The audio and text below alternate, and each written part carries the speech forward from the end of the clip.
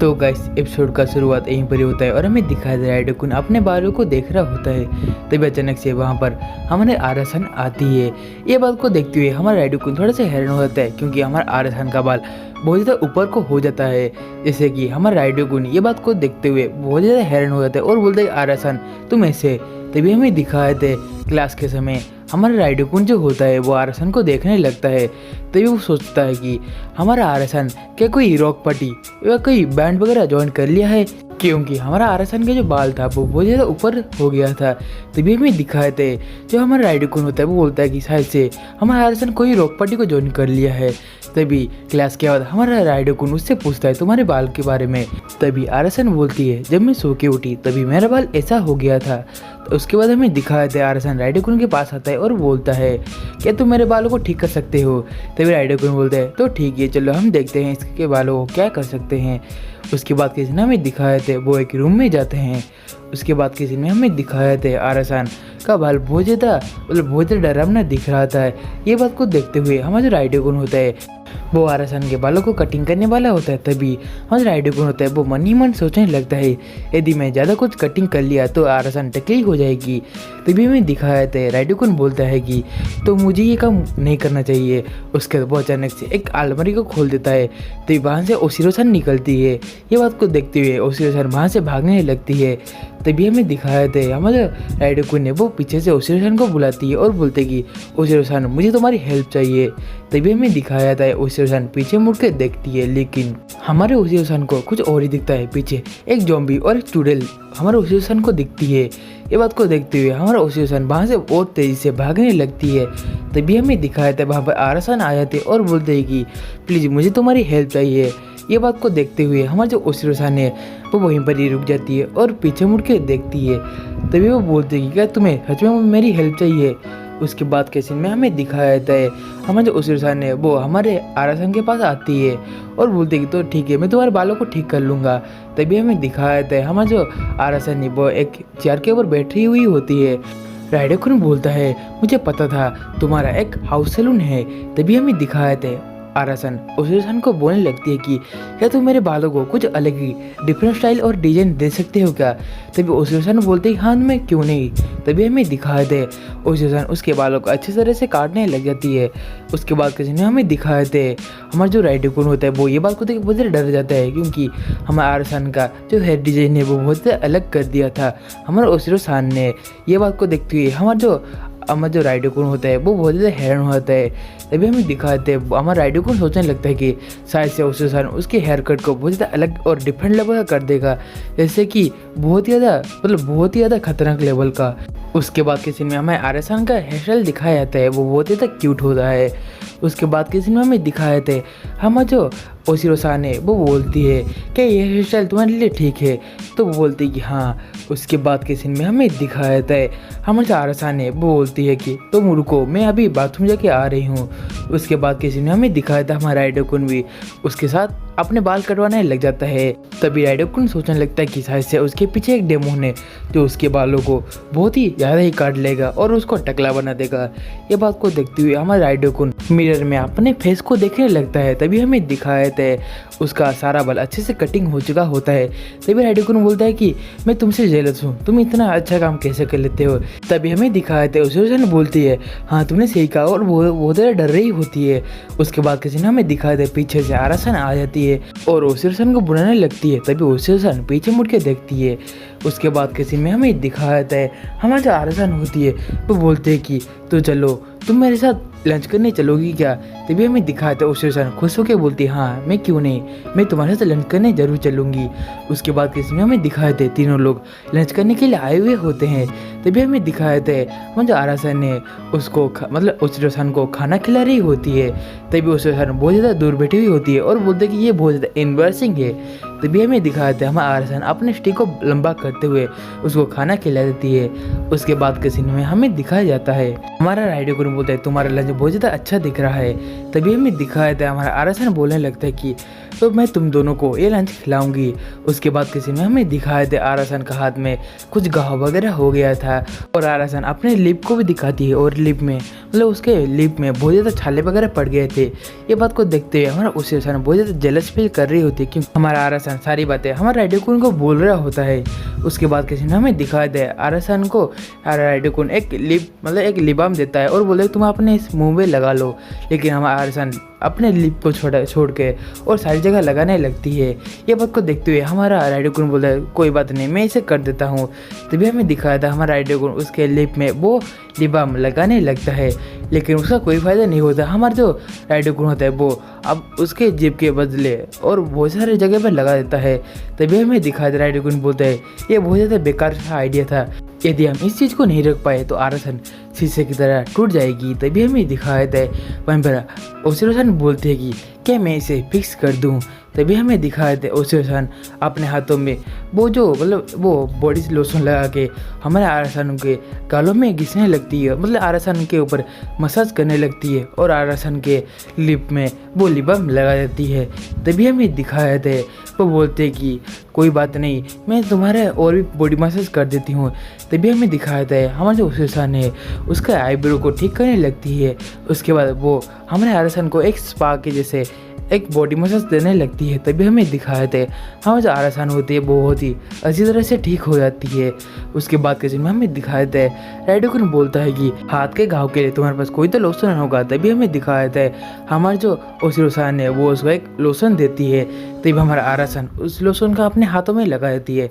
उसके बाद वो उन दोनों को अपने पास बुलाती है। तभी हमें दिखाए थे वो उन दोनों के हाथ को पकड़ लेती है और बोलने लगती है कि मुझे खुशी हुई, तुम दोनों मेरी बहुत ज़्यादा मदद कर रहे हो। उसके बाद किसी में हमें दिखाते ये बात को देखते हुए वो बोलता है कि कोई बात नहीं, हमें तुम्हारी मदद करने में कोई दिक्कत नहीं है। उसके बाद के सीन में हमें दिखाए थे वो दोनों क्लास में बैठे हुए होते हैं। तभी हमें दिखाए थे हमारे जो आरसन होती है वो बोलते हैं कि मैं मेरा नोटबुक अच्छे से कंप्लीट नहीं कर पाई, क्या तुम मुझे अपना नोटबुक दोगे। तभी राइडोकुन बोलते हैं हाँ क्यों नहीं, तुम मेरे नोटबुक ले सकते हो। तभी हमें दिखाया था आरसन बोलता है कि असल में मेरा आगे जो बंदा बैठा है वो असल में बहुत लंबा है, इसीलिए मैं अपने आगे का चीज़ें वगैरह कुछ भी नहीं देख पा रही हूँ। तभी हमें दिखाया था राइडोकुन बोलते हैं हाँ ये सही बात है क्योंकि वो एक बेसबॉल टीम का कैप्टन है। तभी राइडोकुन बोलता है कि क्या मैं तुम्हारे लिए कुछ कर सकता हूँ। तभी हमें दिखाए थे हमारे राइडोकुन ने वो आरसन को 3 टेबल के ऊपर 2 टेबल के ऊपर एक टेबल रख के आरसन को बहुत ज़्यादा ऊपर बिठा देता है, लेकिन आरसन बहुत ज़्यादा डर रही होती है हाइट से। ये बात को देखते हुए हमारा राइडोकुन बोलता है ये प्लान तो काम नहीं किया। राइडोकुन कंधों से आरसन को पकड़ता है लेकिन उसका कोई फ़ायदा नहीं होता, राइडोकुन का हाथ दुखने लगता है। तभी हमें दिखाया था राइडोकुन के आगे आरसन बैठ के अपने नोट को कंप्लीट करता है, लेकिन राइडोकुन को कुछ भी दिखाई नहीं देता। उसका आरसन मैग्नीफाइंग ग्लास से अपने ब्लैक बोर्ड को देख रही होती है। उसके स्पाइडरमैन बन के एक कोने में वो ब्लैक बोर्ड को देख रही होती है, लेकिन उसका कोई फ़ायदा नहीं होता। उसके बाद हॉकी डॉकी में वो दोनों बातें करके अपने नोट को कंप्लीट कर रहे होते हैं, लेकिन उसका भी कोई फ़ायदा नहीं होता। उसके बाद राइडोकुन बोलता है सबसे अच्छा आइडिया है, तुम मेरे नोट से कॉपी कर लो। तभी हमें दिखाया था आरसन बोलती है थैंक यू, तुम मेरे लिए इतना सब कुछ की है। उसके बाद उनका गेम पीरियड होता है, जिसके कारण हमारे जो टीचर होते हैं वो बोलते हैं तुम लोग अपने अपने पार्टनर से एक्सरसाइज करवा सकते हो, लेकिन राइडोकुन बोलता है मेरा पार्टनर आज एब्सेंट है। तभी हमें दिखाया था गेम का टीचर बोलता है कि तुम यहाँ पर कोई भी पार्टनर ले सकते हो। तभी हमें दिखाया था राइडोकुन बोलता है आरसन क्या तुम मेरे साथ पार्टनरशिप करोगी। तभी हमें दिखाए थे बहुत सारे लोग अपने अपने पार्टनर के साथ एक्सरसाइज करने लग जाते हैं। तभी हमारे राइडोकुन होता है वो आरसन के साथ एक्सरसाइज करने लगता है। तभी हमारा राइडोकुन आरसन को नीचे देखने लगता है, लेकिन आरसन के पेट में से बहुत ज़्यादा साउंड निकलता है, कोई हड्डी वगैरह क्रैक होने का। तभी हमें दिखाया था राइडोकुन बोलता है कि तुम्हारा हड्डी तो बहुत ज़्यादा क्रैक हो चुका है। तभी हमें दिखाया था आरसन वहीं पर ही बैठ जाती है और अपने आप को उठा नहीं पाती। तभी टीचर बोलते हैं कि इतना काफ़ी है और तुम यहाँ से चले आओ।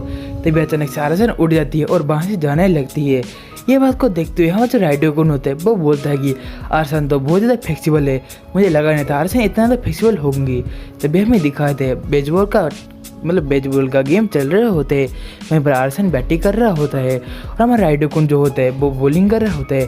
तभी आरसन जो होती है वो अपनी बैटिंग स्टाइल को कुछ अलग ही लेवल का अलग ही स्टाइल का पकड़ने लगती है। तभी हमें दिखाया जाता है हमारे राइडोकुन ने वो अपने बॉल को उनकी तरफ फेंकता है, लेकिन उसका कोई फ़ायदा नहीं होता, वो सीधे स्ट्राइक में लगता है।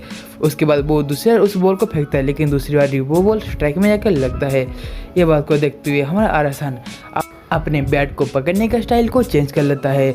और ये बात को देखते हुए हमारा राइडोकुन सोचता है कि हमारे आरासन कितना ज़्यादा इंटेलिजेंट है, मुझे इतनी सी जगह दे रहे हैं बॉल को मारने के लिए। उसके बाद आरासन का हाथ खुजाने लगता है, लेकिन हमारा राइडोकुन को लगता है कि आरासन उसको चैलेंज दे रहे हैं। तभी हमारा राइडोकुन बहुत ज़्यादा जोश में आके उसकी तरफ बहुत ही तेज़ी से बॉल फेंकता है, तो वो बॉल भी बहुत ज़्यादा स्ट्राइक हो जाता है और आरासन आउट हो जाता है। ये बात को देखते हुए आरासन बहुत ज़्यादा खुश हो जाती है और बोलने लगते हैं कि मैं बहुत ज़्यादा खुश हूँ। उसके बाद के सीन में हमें दिखाए थे उनकी जो कुकिंग टीचर होती है वो बोलते कि आज तुम्हें कुकिंग करना है। तभी हमें दिखाए थे आरासन और राइडोकुन एक टीम में होते हैं।